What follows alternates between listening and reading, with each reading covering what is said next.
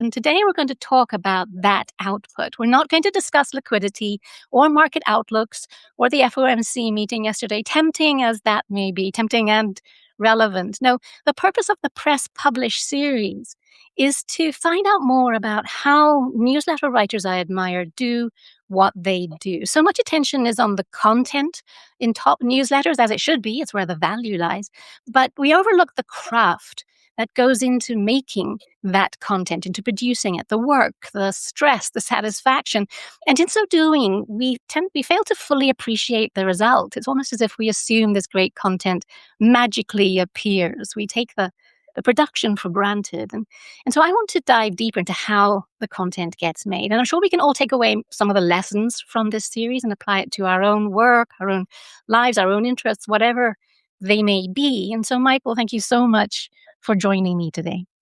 Well, no, it's a great pleasure. And this is going to be very different from the normal interviews you do, because again, we're not going to talk about your views, but I do have to ask you, for those of us who don't already know your work, to give us a brief overview of your career and how it got you to where you are today. Okay, let me start at the beginning, which was quite a long time ago.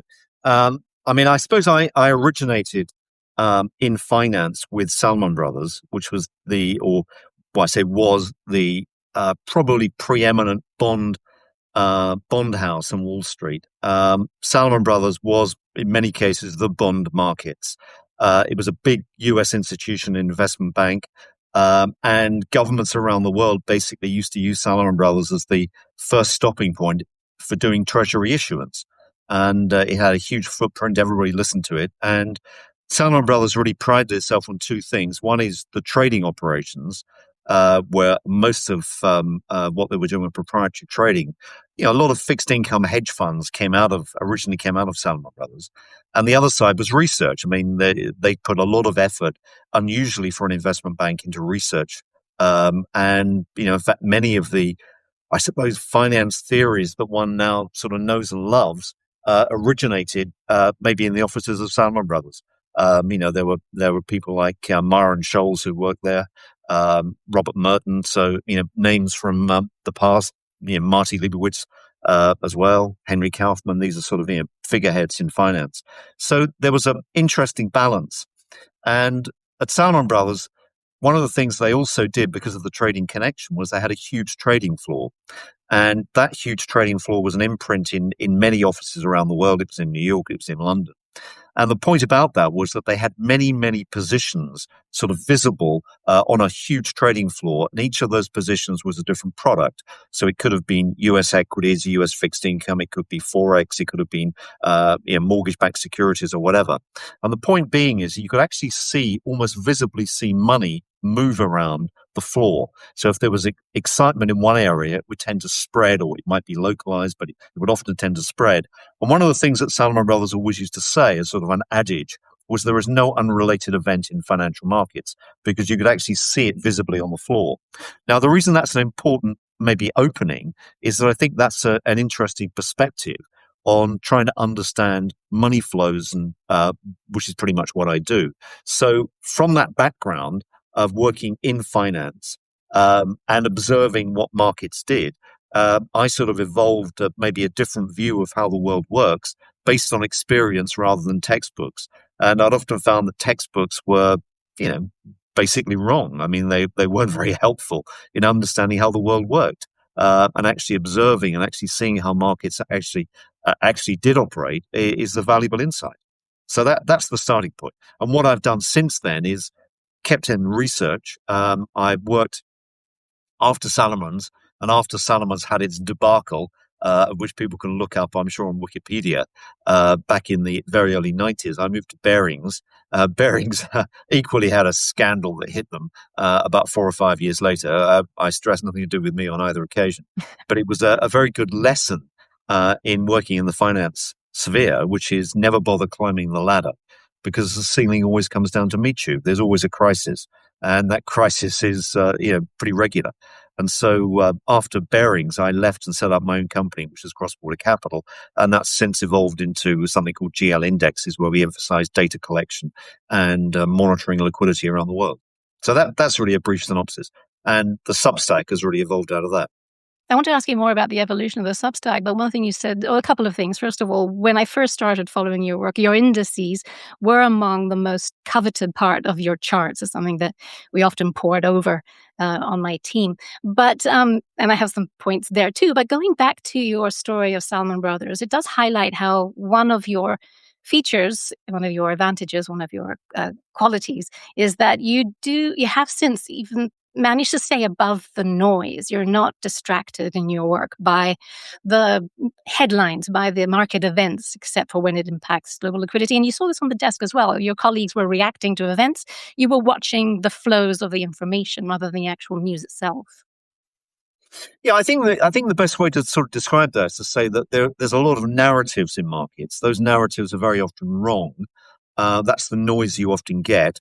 Those narratives can be influenced by textbooks, which I've tried to argue are misleading. A lot of the sort of the theories in finance, or certainly the ones that I recall or have been used to, as I said, don't really work. One of the most obvious ones is that central banks somehow set bond yields. They have no influence on bond yields, or very little influence on bond yields. It's actually the other way around. Bond markets tend to influence central banks, not vice versa. So, a lot of those ideas need to be quashed or corrected.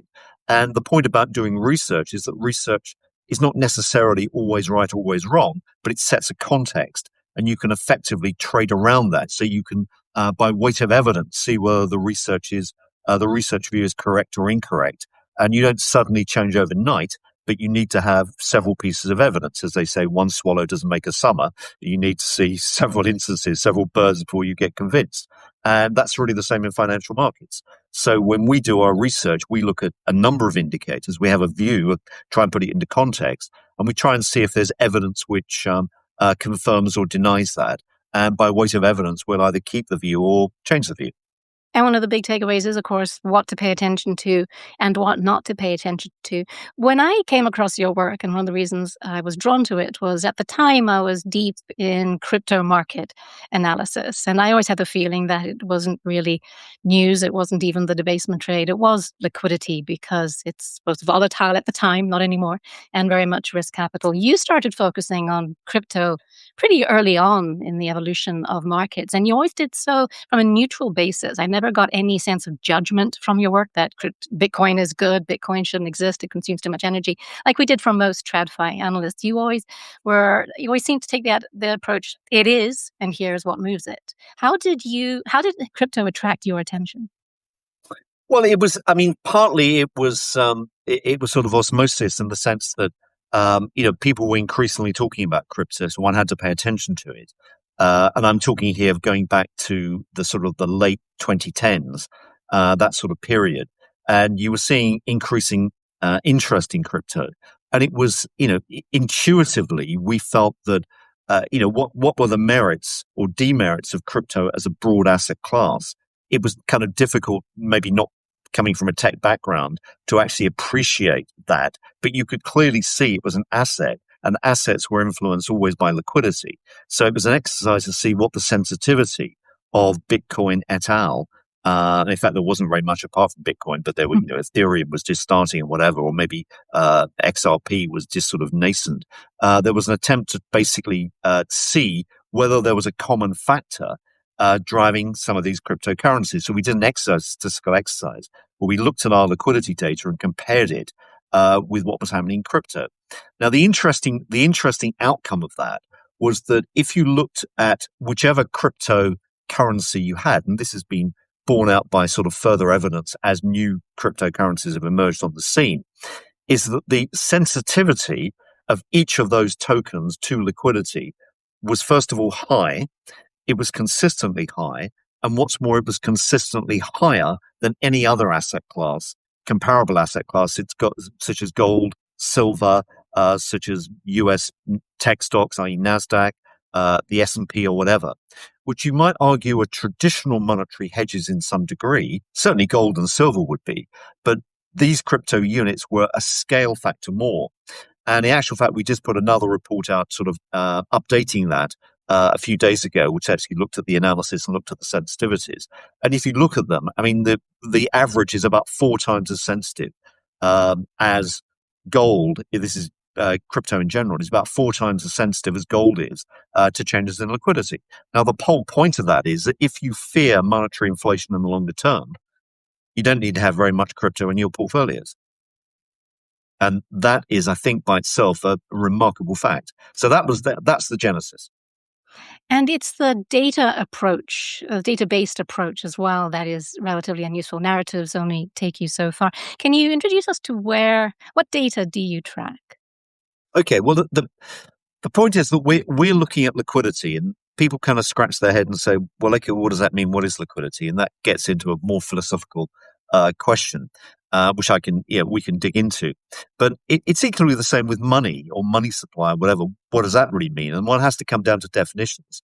So what we did right at the beginning of setting up cross-border capital was actually to define what we meant by liquidity. Others may disagree with that, but we had a clear definition. And basically what we did is the definition involves looking at the credit side of financial institutions' balance sheets. Okay. Now, I stress the point about financial institutions because we're not really interested very much in money that is in the real economy. If money is in the real economy, used for transactions, buy cars or buy widgets or whatever it may be, that's a different pot. That's not going to influence asset markets. We're interested in asset markets, and we're interested in money that is in the asset economy or the financial sector.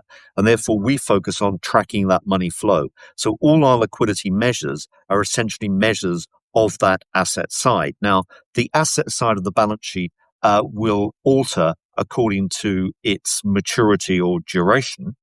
And one of the things that we do in terms of defining liquidity is we take into account the asset mix. So in other words, if you've got a very illiquid asset, that by definition is not going to contribute much to liquidity, if anything. So we're looking very much at very short-term money market flows, bank lending flows, etc., that are really destined for the financial sector. And that's our definition of liquidity. And as we say, we talk about global liquidity. So everything is fungible. And so we're looking at something like 90 countries worldwide. Hence the value of your indices. Nobody else does that. Now, this obviously brings us to a question about AI, data, charts, AI. Yesterday, you published a report, open access on Capital Wars, if I'm not mistaken. You gave a glimpse into how AI helps you with your output. Could you elaborate on that? How do you use AI? Yeah, well, there are two ways, and I think that's an interesting sort of segue into maybe how we put together some of these reports. The first thing to say is that I used AI in the latest report basically to say, well, okay, let's look at two data sets, and let's be completely neutral about those data sets, and let's look at the influence of data set A on data set B, and see whether there's any causal relationship or any robustness in that relationship. And we did that through AI, and what it concluded was, without knowing which was which, it concluded that the liquidity data was strongly influential on the cryptocurrency data. We looked at various slices. So we looked at Bitcoin, we looked at a basket of crypto, we looked at XRP, etc. And there was actually broad consistency. Now, what that really tells us is that there's a common factor which is influencing all of this, this whole asset class, which is probably liquidity. There are various nuances which will affect the flight of various crypto tokens within that mix, and those are going to be very specific. Rather like looking at stocks, an oil company moves differently from a tech stock, from a food company, etc. And the same thing with different currencies. There's going to be specific risks, but the underlying factor which is driving, let's say, the overall stock market or the overall cryptocurrency market are going to be common factors. Now, we've done an exercise before. I think probably about a year ago, I can't recall exactly, but that sort of timescale where we looked at what were the major influences on cryptocurrencies. And we found there were broadly 4 factors that really came into play. One was global liquidity, which was a dominant factor, and that accounted for something like 40 to 45% of the systematic influences on crypto. The other factors were in no particular order. One was the risk appetite of investors. So if investors get particularly risk seeking, they're more likely to go into cryptocurrencies. I mean, that probably is an intuitive point.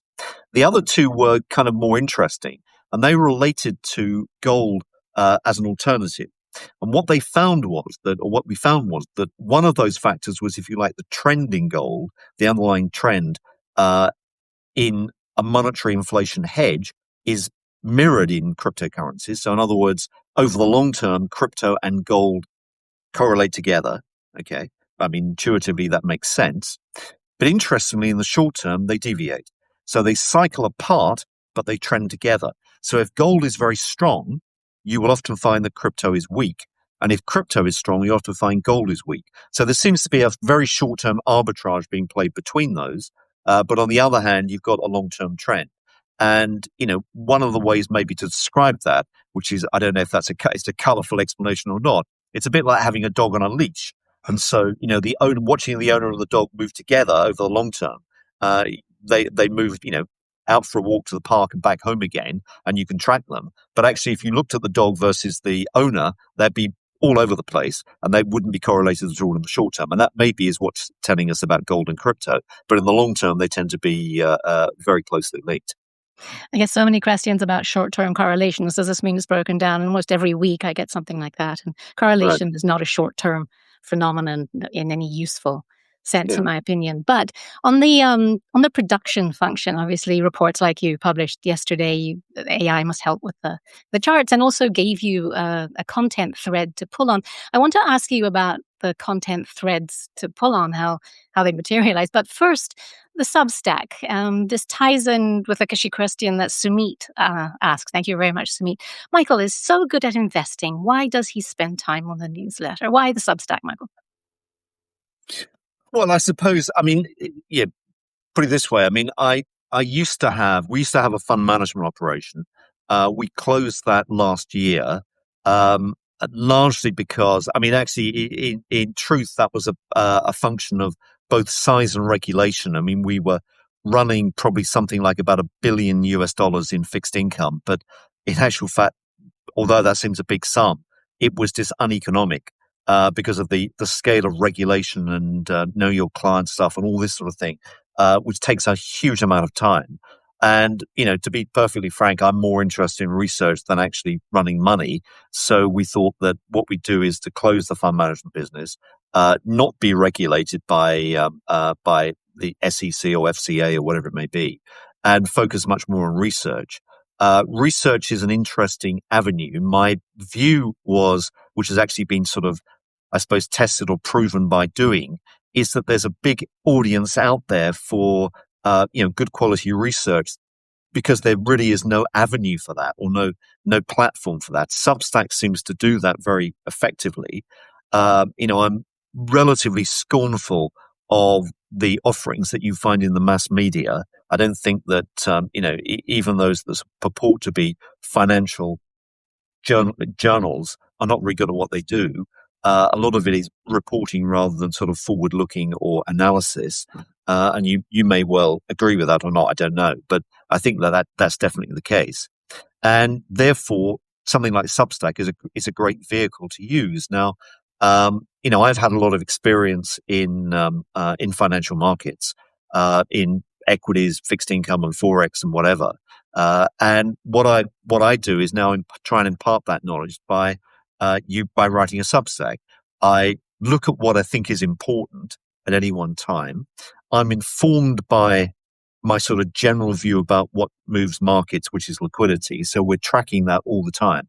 We've still got a separate business, GL Indexes, which actually compiles all this data. It's now fortunately done, a lot of it is electronically. So it's data dumps, and there's a lot of automatic analysis of that data. We've very recently, and I'm saying recently in the last 9 months, gone to what is called a nowcasting version of that, which basically means that this thing is running 24/7, and it's getting, whenever a data point is released, it gets absorbed into the system and analyzed, and then we have what we call a daily nowcast or flash estimate of liquidity globally for any particular country. So it's a very data-intensive exercise, and I use that in the Substack to inform what I'm writing. So that gives me some perspective to write with. Uh, I've got a view as to maybe what is important at any one time or not.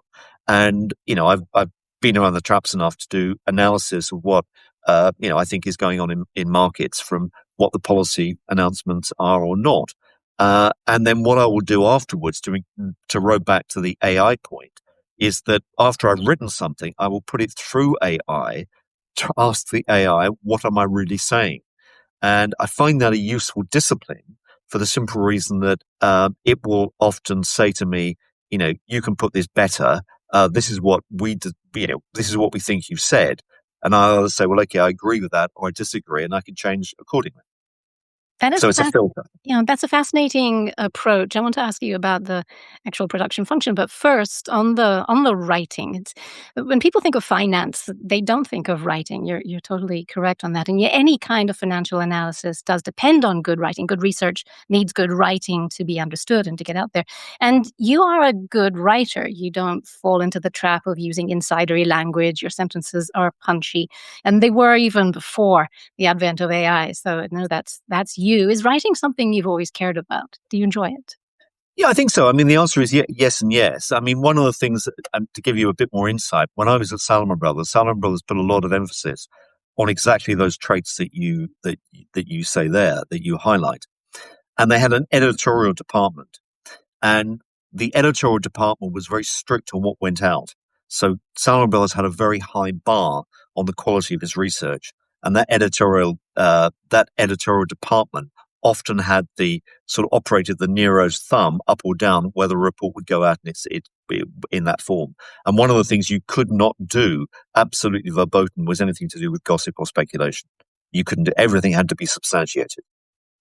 That's very good discipline, you're right, but the frustration always with passing it through the editors and then compliance is that by the time it gets out, sometimes the thing you're writing about has moved on. But that's also Yeah.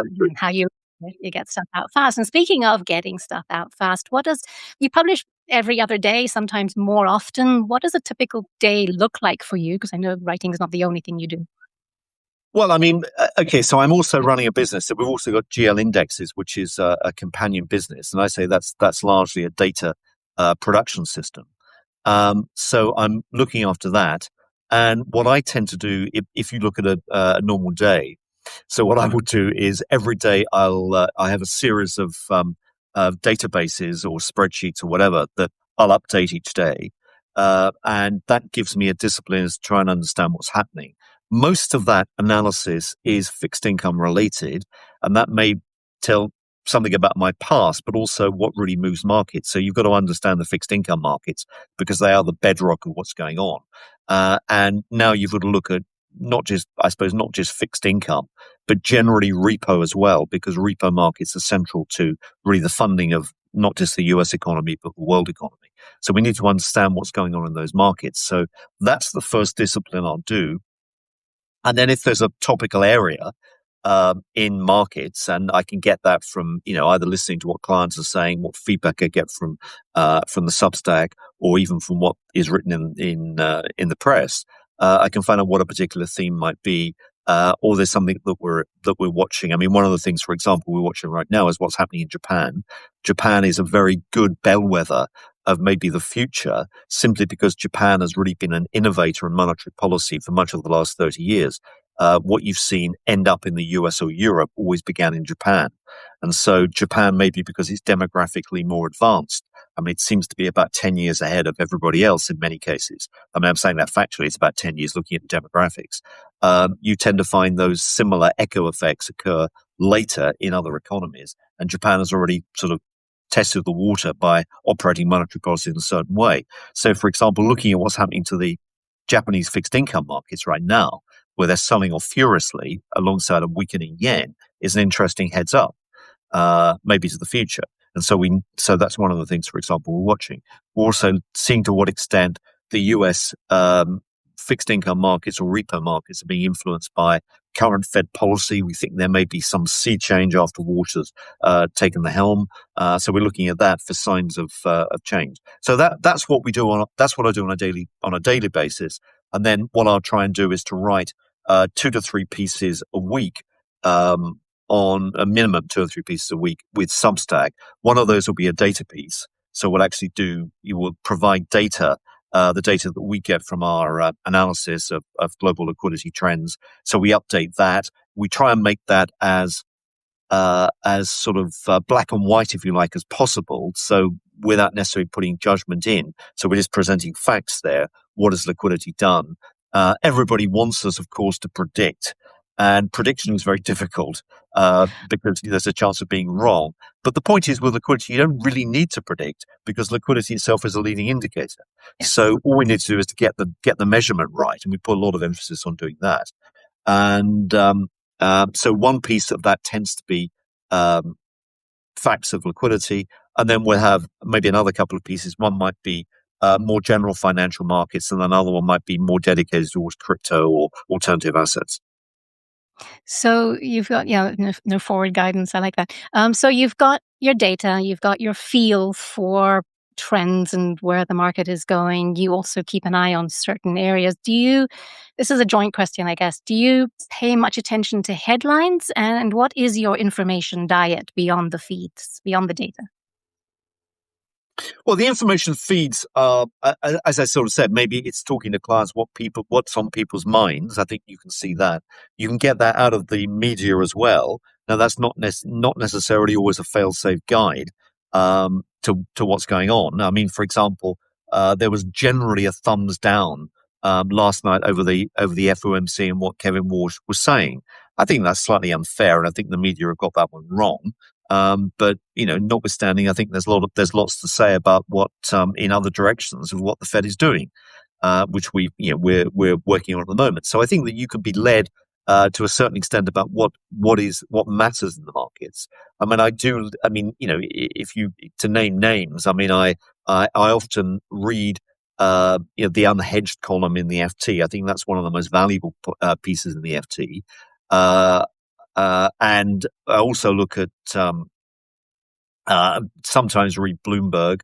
That's another interesting piece. John Authors is certainly somebody that's well worth paying attention to. So those are two main sources. I tend not to look at The Economist. I mean, this is just personal preferences because I find The Economist is just, how shall I put, too opinionated and often wrong. And so It's flashy. yeah, so I tend not to look at that. I don't think that's particularly useful. The Wall Street Journal, also particularly op-ed things can be useful information. So that's what I'm generally doing. Do you find the information feeds on social media such as X useful ever? Yeah, that's actually, I should have mentioned that. I mean, I think sometimes, I mean, there are certain people that I often look at. George Noble, who people are probably familiar with, fantastic insight. I mean, George was the biggest mutual fund, overseas mutual fund in the US for a long time at Fidelity. He's got tremendous insights. There's lots of others who I also listen to. Dimitri Kofinas, Hidden Forces, fantastic input. There are a number. Yeah, I mean, I should have mentioned that, to be fair. How do you manage social media? You're pretty active on X, but is that you? Do you have someone helping you with it? Do you like it? Well, it's an interesting point. I mean, I would say that I'm not that active. I mean, I do put things up on social media from time to time when I think they're important. I mean, I put something up yesterday, for example, which was looking at the path of Fed liquidity and leverage in terms of looking at how much leverage there was in the stock market, for example. Margin loans in the New York Stock Exchange. But that may be, that's not 2 or 3 times a day. I mean, that may be every 2 days or so. And then we'll mention our Substacks. And if there's something which is an interesting piece that I've read, I might tweet that on.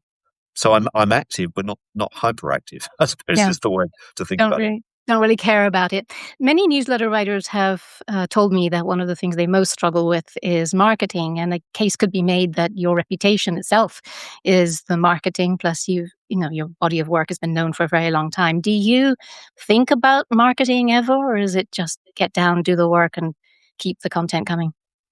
Yeah, the only marketing that we do is basically to retweet Substack.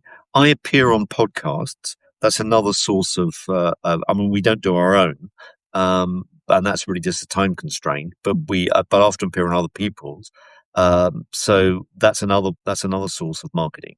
But those are the only two sources that we've really done.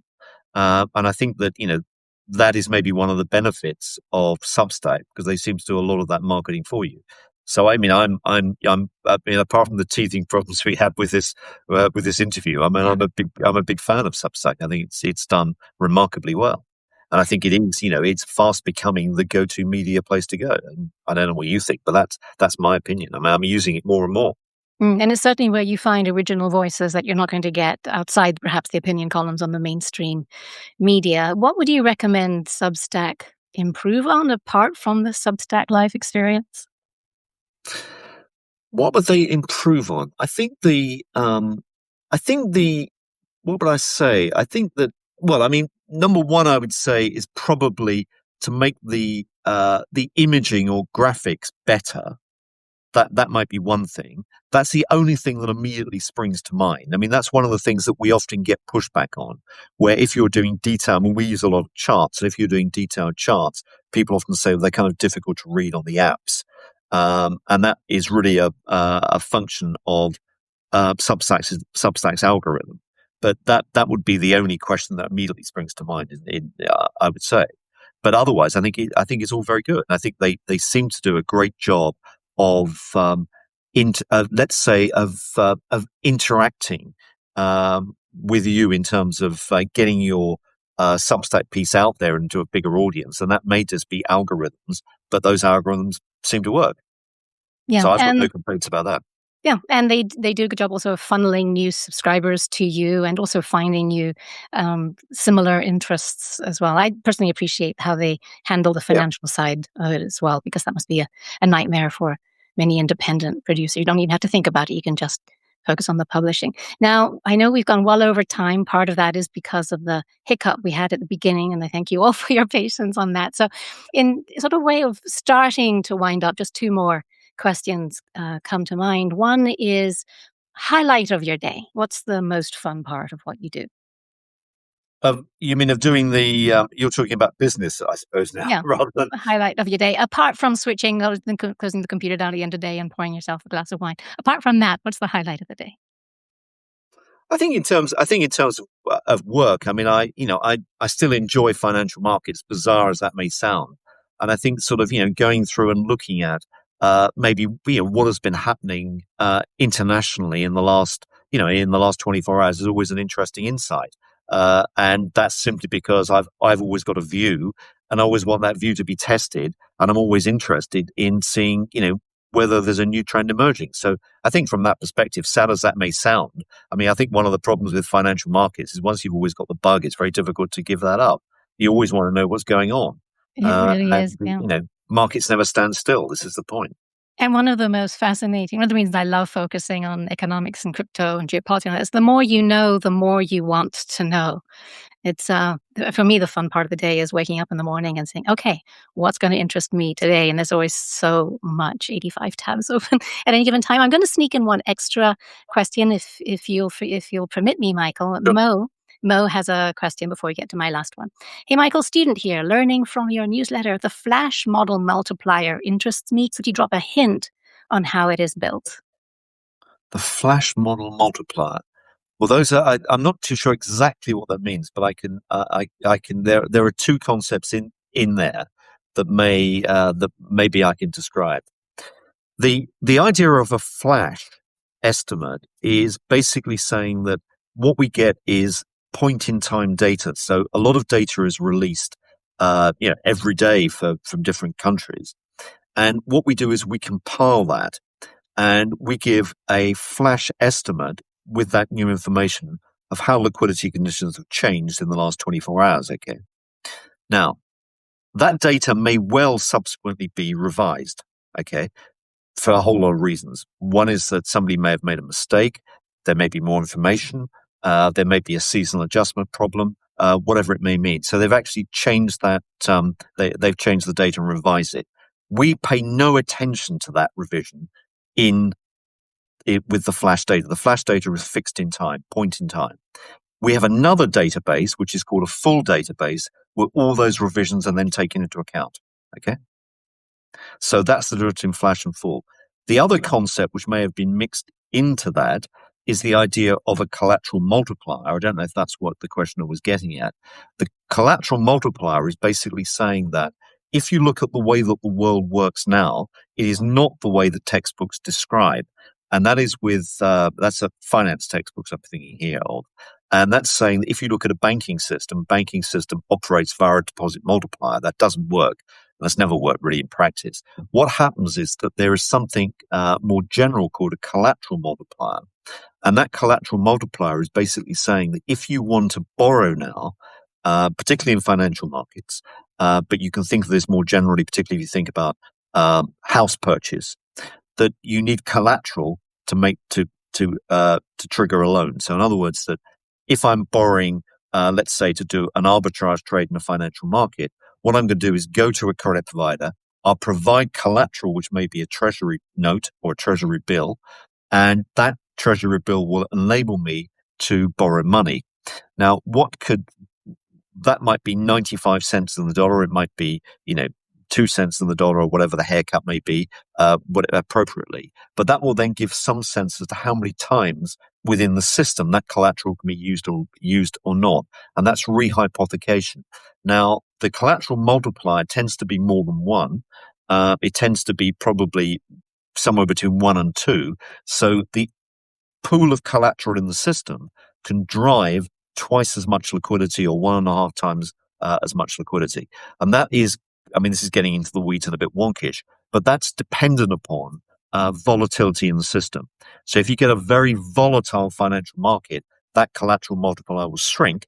And if you get a very calm financial market, it'll expand. And I've said many times, particularly in the blog, in the Substack blog, that is a much more important variable, volatility that is, than Fed funds rate. So that's what I think the Treasury is currently controlling at the moment in the US. They're capping volatility for deliberate reasons. Mo, I hope that answered your question. And we do need to start wrapping up now because Michael's been super generous with his time, as have all of you. Thank you so much for sticking with us through the tech issues. I want to start winding down by stepping back and asking a bigger picture, advice-related question. A friend reached out to me this morning and said, "You're interviewing Michael Howell? I'm a big fan."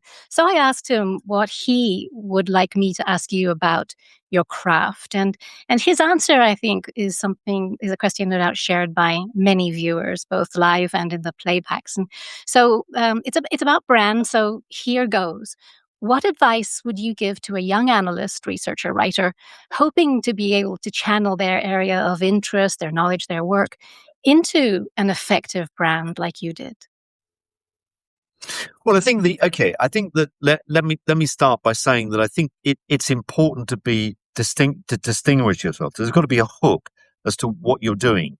Now, the reason that maybe the Substack is popular is that what it does is it looks at one particular area. Okay, it looks at global liquidity. For a long time, and I promise this is a truthful statement. For a long time, global liquidity was out of fashion. Okay, there was a long time, maybe at least a decade, where I was plowing an unprofitable furrow because people said, "Oh, this doesn't matter; it's unimportant."